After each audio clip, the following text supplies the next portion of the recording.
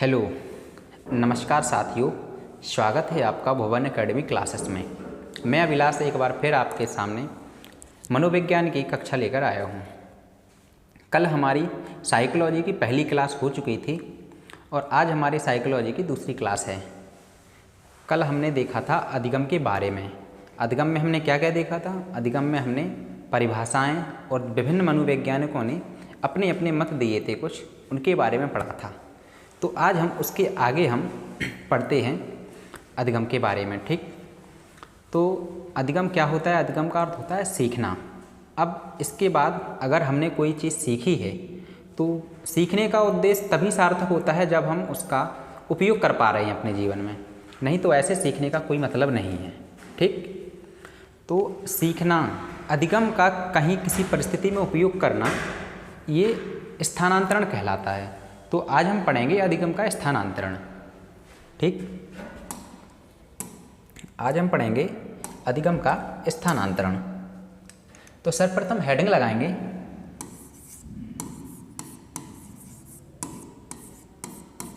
अधिगम का स्थानांतरण।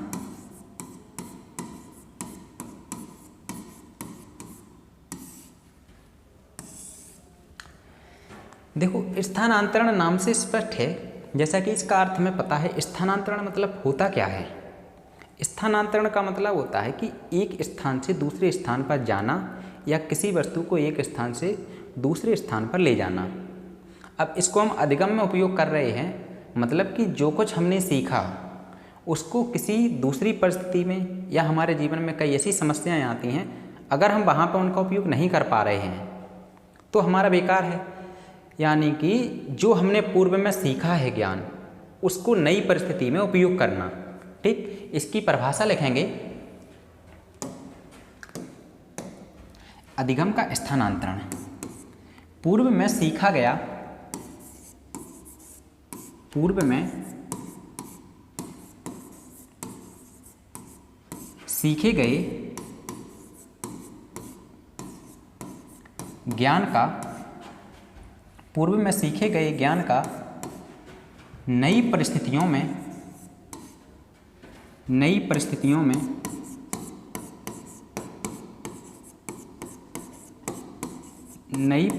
में उपयोग करना। उपयोग करना क्या कहलाता है? अधिगम का स्थानांतरण कहलाता है। अधिगम का स्थानांतरण कहलाता है।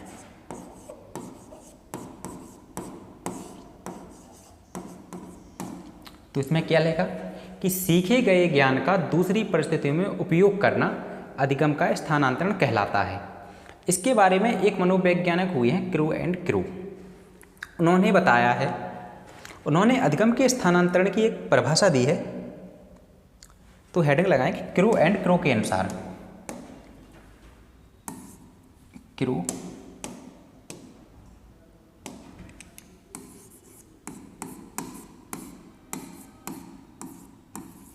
क्रू एंड क्रू के अनुसार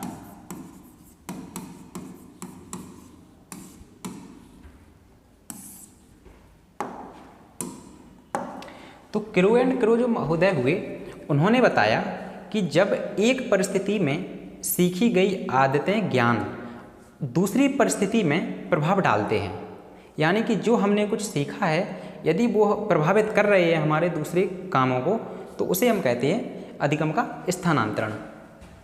तो इसमें लिखेंगे जब एक परिस्थिति में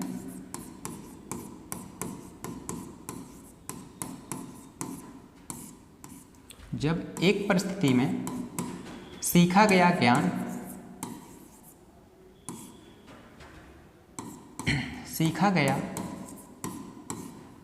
ज्ञान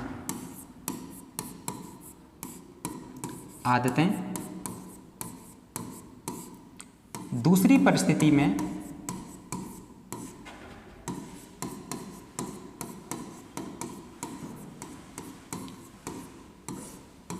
दूसरी परिस्थिति में प्रभाव डालते हैं।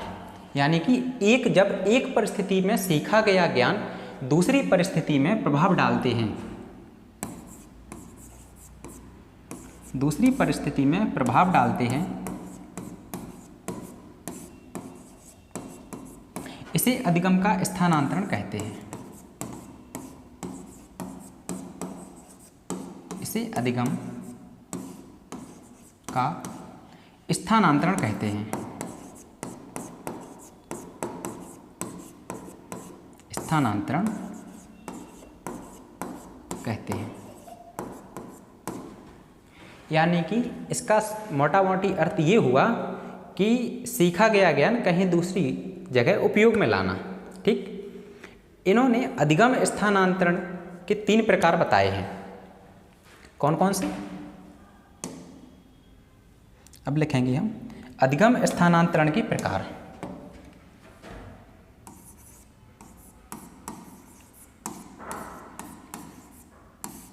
अधिगम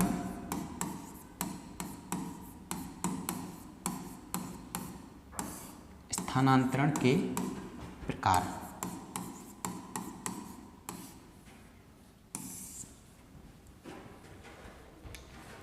जो हमारा अधिगम स्थानांतरण होता है वो 3 प्रकार का होता है। एक सकारात्मक, एक नकारात्मक और एक होता है शून्य। तो जो सकारात्मक होता है यानी कि जब सीखा गया ज्ञान हमारे लिए सहायक हो, यानी कि सीखा गया ज्ञान दूसरी परिस्थिति में जब भी हम समस्या में फंसें तो वो सहायता करे, तो वो होता है सहायक, यानी कि सकारात्मक अधिगम। और नकारात्मक अधिगम ऐसा अधिगम जो किसी दूसरी परिस्थिति में कोई बाधा डाले, जैसे कि हमने कुछ काम करना सीखा, अब वो उसमें हेल्प नहीं कर रहा लेकिन हमें बाधा उत्पन्न हो रही है वो चीज़ सीखने में, वो होता है नकारात्मक अधिगम। और जो शून्य अधिगम होता है ये बिल्कुल न्यूट्रल होता है, ना तो ये सहायक होता है और ना ही मदद करता है, ना ही सहायक होता है और ना ही मदद करता है, ना बाधा डालता है। ये शून्य रहता है, इसका उस परिस्थिति से और पहली परिस्थिति से कोई लेना देना नहीं होता। तो इसमें लिखेंगे अधिगम के प्रकार।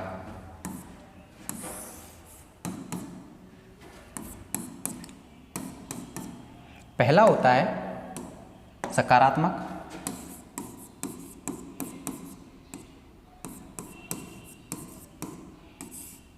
दूसरा होता है नकारात्मक। पहला होता है सकारात्मक, दूसरा होता है नकारात्मक और तीसरा होता है शून्य अधिगम। अब सकारात्मक अधिगम को भी 3 भागों में बांटा गया है, एक ऊर्ध्व, एक क्षैतिज और एक होता है पार्श्विक। ठीक, तो हम सकारात्मक अधिगम को भी 3 भागों में बांटते हैं।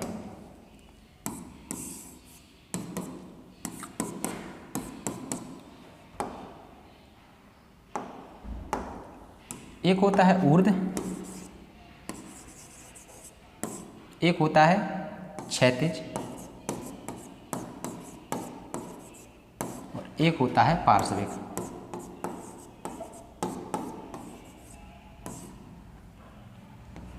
अब ऊर्ध्व अधिगम होता क्या है इसके बारे में थोड़ी हम चर्चा कर लेते हैं।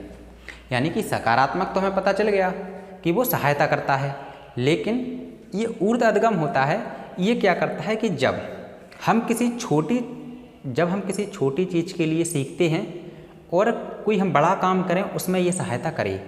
ऊर्ध्व का मतलब ऊपर उठना, यानी कि छोटी परिस्थिति में सीखा गया ज्ञान किसी बड़ी समस्या के हल करने में हमें सहायता करता है, वो होता है ऊर्ध्व। और क्षैतिज क्या होता है कि जब हमने सीखा जो भी चीज़ जो हमें आती है तो उसी के समान परिस्थिति, जब भी हमें उसी के समान कोई काम करना पड़े उसमें अगर सहायक करे तो वो होता है क्षैतिज। और जो पार्श्विक होता है इसमें होता है, पार्श्व मतलब होता है दोनों। पार्श्विक में कि एक भाग को दिया गया प्रशिक्षण या अधिगम दोनों साइड अप्लाई हो जाए। इसका एक बहुत चर्चित उदाहरण है कि वो 3 इडियट्स में हैं, न्यूटन वो दोनों हाथ से लिख लेते हैं। यानी कि एक हाथ से यदि हमने लिखना सीखा एक हाथ से, उसका प्रभाव पड़ा दूसरे हाथ पर, ये होता है पार्श्विक। ठीक, अब हम इसको एक एक करके लिखते हैं। सबसे पहले लिखेंगे हम सकारात्मक अधिगम।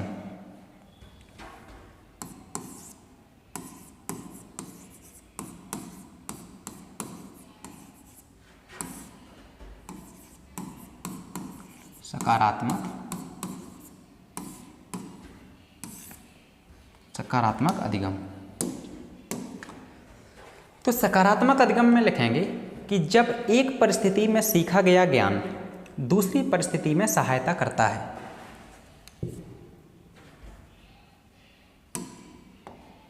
जब एक परिस्थिति में सीखा गया ज्ञान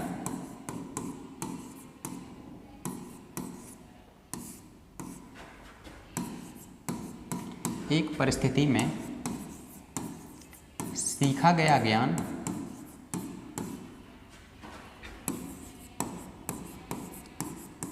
दूसरी परिस्थिति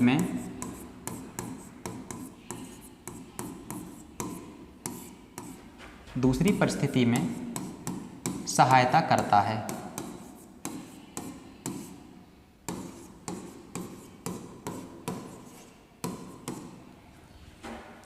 यानी कि जैसे हमने साइकिल चलाना सीखा, तो ये अगर हम बाइक चलाना सीखते हैं तो ये हमें मदद करता है। गियर वगैरह ये तो बिल्कुल अलग है, लेकिन क्या उसका हैंडल साधने में। यानी कि अगर हमने साइकिल में कुछ चीज़ सीखी, जबकि साइकिल क्या है अलग है, फिर भी ये हमें मदद कर रहा है कि मोड़ने ओड़ने में हमें समस्या नहीं होती है। अब लिखेंगे सकारात्मक अधिगम 3 प्रकार का होता है।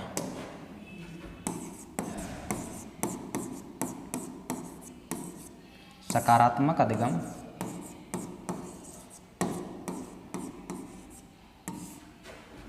3 प्रकार का होता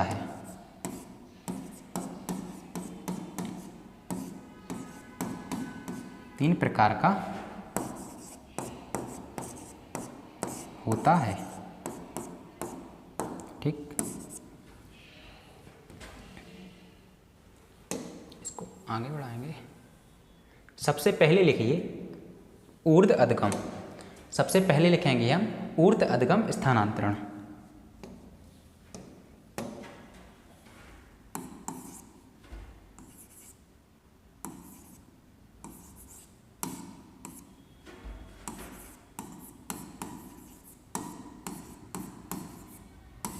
ऊर्ध्व अधगम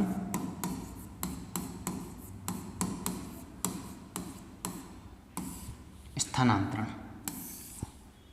ठीक, अब ऊर्ध्व अधगम स्थानांतरण होता क्या है कि जब कोई हम चीज़ छोटे के लिए सीखें और उससे बड़ी परिस्थिति में काम आ जाए, जैसे कि धावक होते हैं। यानी कि अगर आप 1000 मीटर या 1600 मीटर के लिए दौड़ रहे हैं, यदि आप तैयारी कर रहे हैं 1600 मीटर या 2000 मीटर दौड़ने के लिए, तो यदि आपने इसके लिए मेहनत की है, तो यदि कोई आपसे 5000 मीटर यानी 5 किलोमीटर दौड़ाएगा तो आप आसानी से कर सकते हैं, उतनी समस्या नहीं होगी। क्योंकि जो काम आपने कम दौड़ के लिए किया, वही मेहनत वो हमारा काम आ जाएगा 5000 मीटर दौड़ में। ठीक है, जैसे कि बच्चों में आते हैं कि बच्चों को हम सबसे पहले शब्द अक्षर सिखाते हैं, तो जब वो वाक्य बनाना सीखते हैं या वाक्य पढ़ना सीखते हैं, तो ये अक्षर उनको वहाँ पे मदद करते हैं।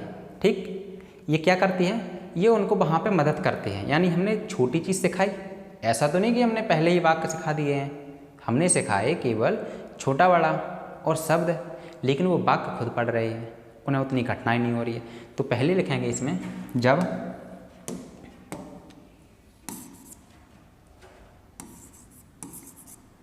जब सीखा गया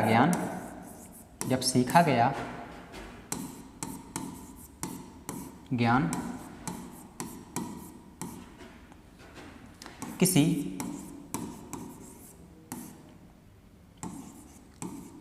बड़ी परिस्थिति में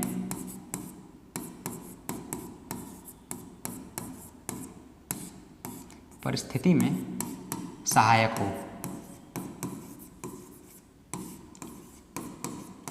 हो। मतलब हमने उद्देश्य नहीं बनाया कि हमें कुछ बड़ी चीज़ के लिए सीखना है, लेकिन छोटे के लिए सीखा है और बड़े में हमें काम आ जाए। इसका हम उपयोग करते हैं क्लासरूम में कैसे, बच्चों में। तो इसका उपयोग लिख लीजिए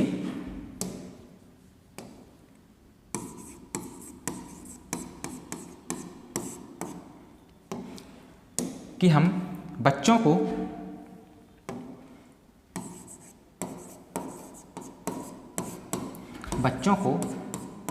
अक्षर व शब्द सिखाएं।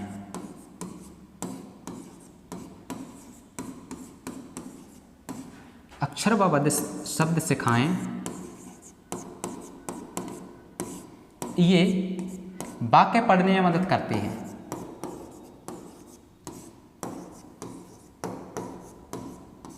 ये वाक्य पढ़ने में मदद करते हैं।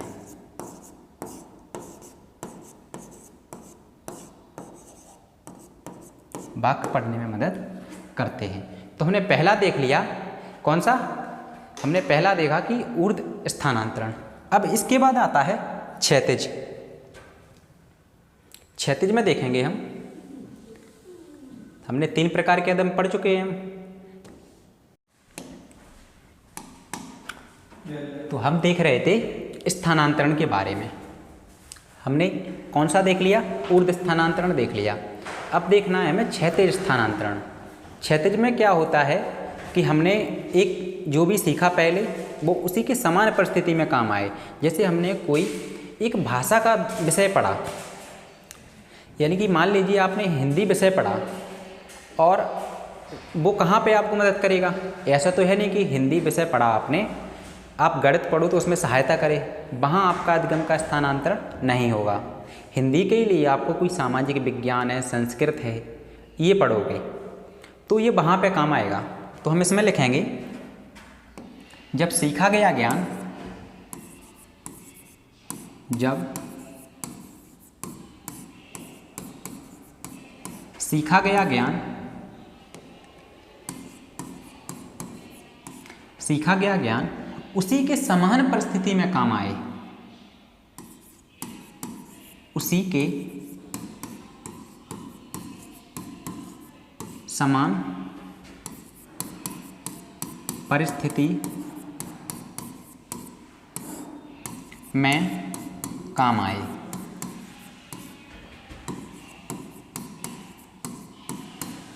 मतलब इसके उदाहरण हैं, जैसे कि आपने हिंदी विषय पढ़ा और उससे आप संस्कृत बड़ी आसानी से पढ़ लेते हैं। क्यों? देखो, जबकि देखा जाए एक और तो संस्कृत एक अलग भाषा है, संस्कृत एक जटिल भाषा है, लेकिन फिर भी हमें अगर हिंदी आती है तो हमें संस्कृत पढ़ने में थोड़ी सी कठिनाई होती है, यानी हमें कुछ ना कुछ तो मदद मिलती है।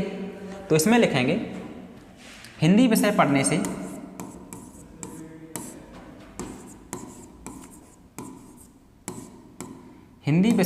से संस्कृत में आसानी हो जाती है। संस्कृत पढ़ने में मदद मिलती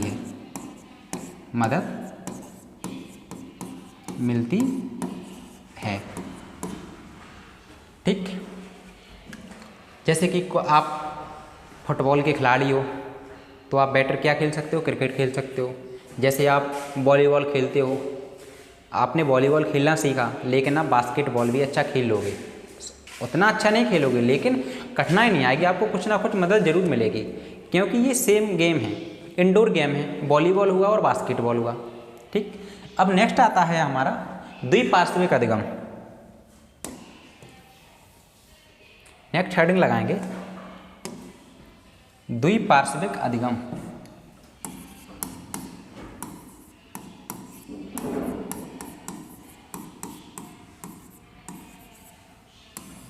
द्विपार्श्विक अधिगम।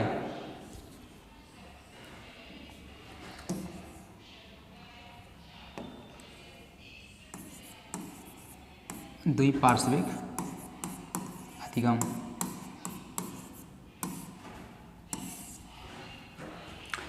इसमें है कि शरीर के किसी एक हिस्से को हम प्रशिक्षण दें, ट्रेनिंग दें, और दूसरे पर ऑटोमेटिक उसका प्रभाव पड़े, या दूसरे पर उसका प्रभाव पड़ जाए, तो ये होता है द्विपार्श्विक अधिगम। इसमें लिखेंगे कि जब शरीर के एक हिस्से को प्रशिक्षण देने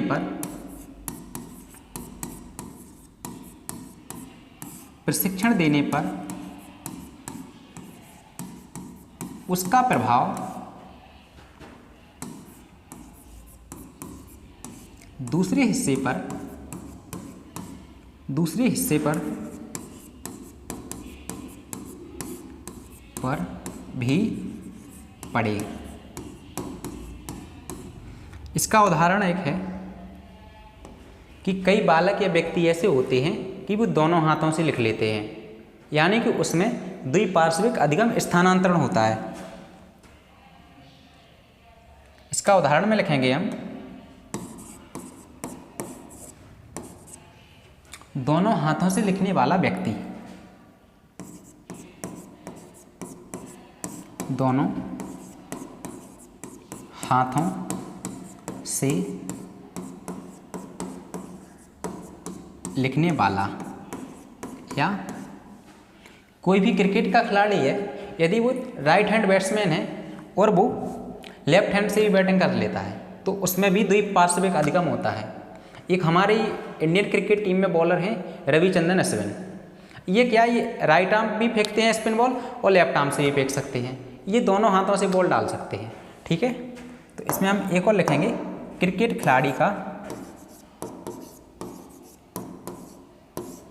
खिलाड़ी का दोनों ओर से खेलना।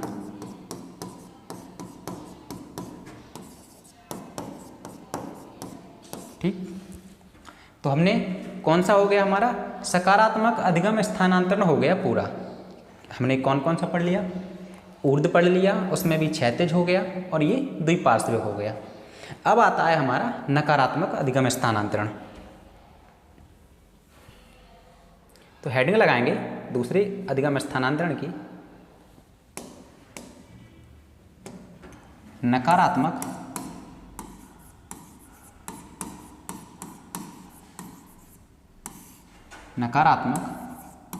अधिगम स्थानांतरण।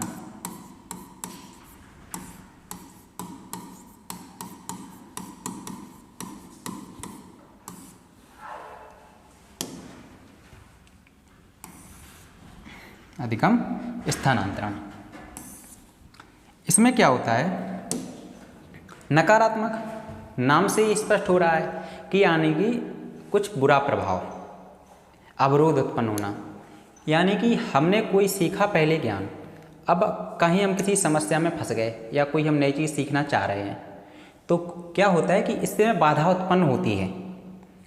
इससे जैसे कि हम प्रॉपर, हमारी प्राइमरी एजुकेशन हुई है हिंदी मीडियम में, अब आपने 1 से 8 तक पढ़ा हिंदी मीडियम में, अब 9 से 12 तक आप इंग्लिश मीडियम स्कूल्स में एडमिशन लेते हैं, तो आपको वहाँ पे बहुत कठिनाइयाँ झेलनी पड़ती हैं। या फिर हमारी 1 से 12 तक की एजुकेशन हुई है हिंदी मीडियम में, फिर हमें इंग्लिश अच्छे से समझ में नहीं आती है, तो वो बाधा उत्पन्न होती है हमें इंग्लिश पढ़ने में, हमारा मन ही नहीं लगता है। तो इसमें इसकी डेफिनेशन लिखेंगे, जब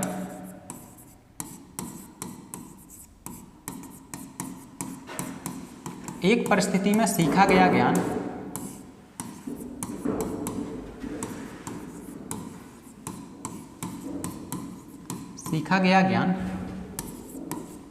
दूसरी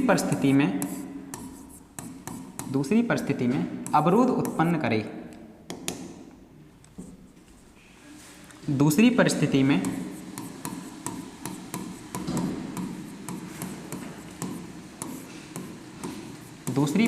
में अवरोध उत्पन्न करे,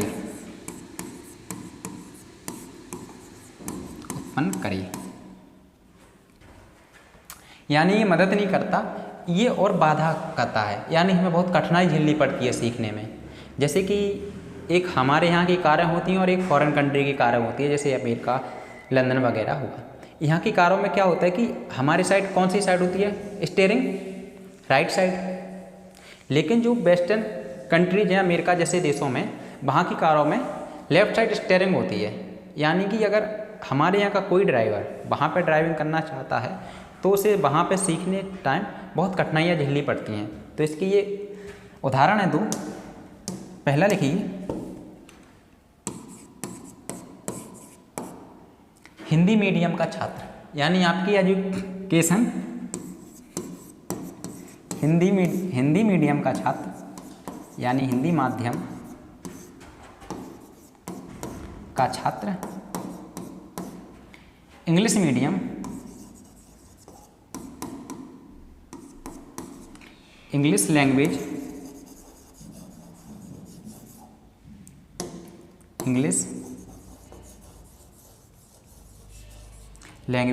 सीखने में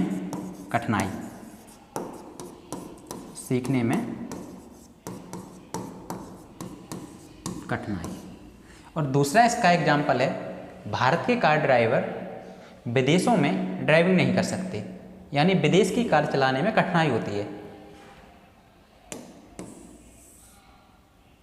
दूसरा है,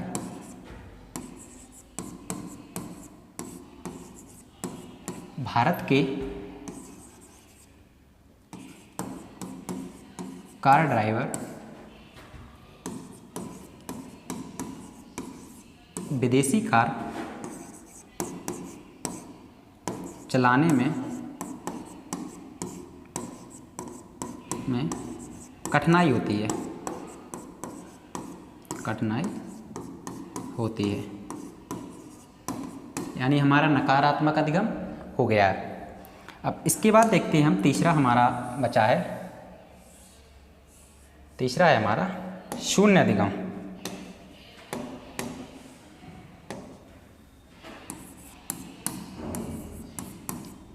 शून्य अधिगम स्थानांतरण, शून्य अधिगम स्थानांतरण।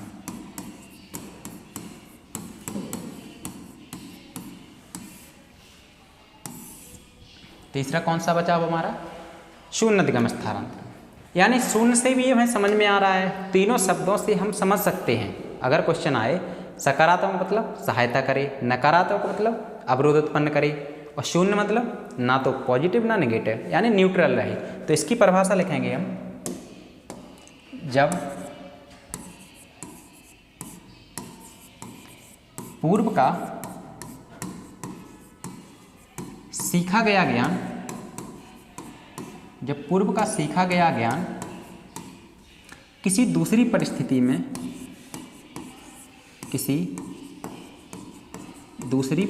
में, ना तो सहायता करी,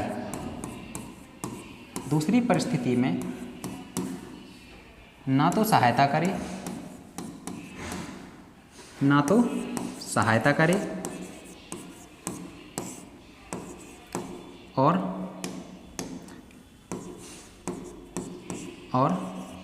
ना ही अवरोध करे, ना ही अवरोध उत्पन्न करे,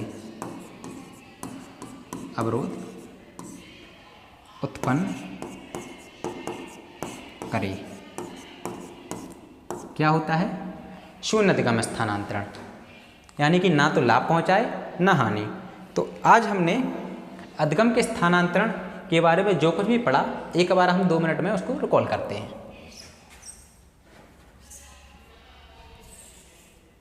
सबसे पहले हमने देखा था कि अधिगम का स्थानांतरण की परिभाषा।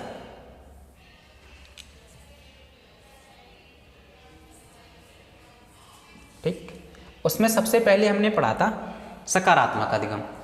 सकारात्मक अधिगम में पढ़ा था कि सीखा गया ज्ञान, जो भी हमें अनुभव मिले, जो भी हमने प्रशिक्षण के द्वारा अनुभव या एक्सपीरियंस लिए, वो हमारी समस्या में समाधान में सहायता करें। ये हो गया था सकारात्मक। इसमें हमने देखा था ऊर्ध्व।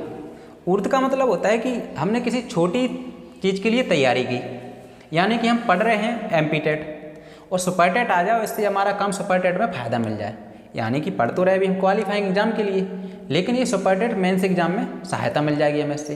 ये हो जाएगा हमारा ऊर्ध्वगम स्थानांतरण, ठीक। और क्षैतिज मतलब इसमें आप ही के एग्जाम से संबंधित हम चर्चा करते हैं क्षैतिज में भी।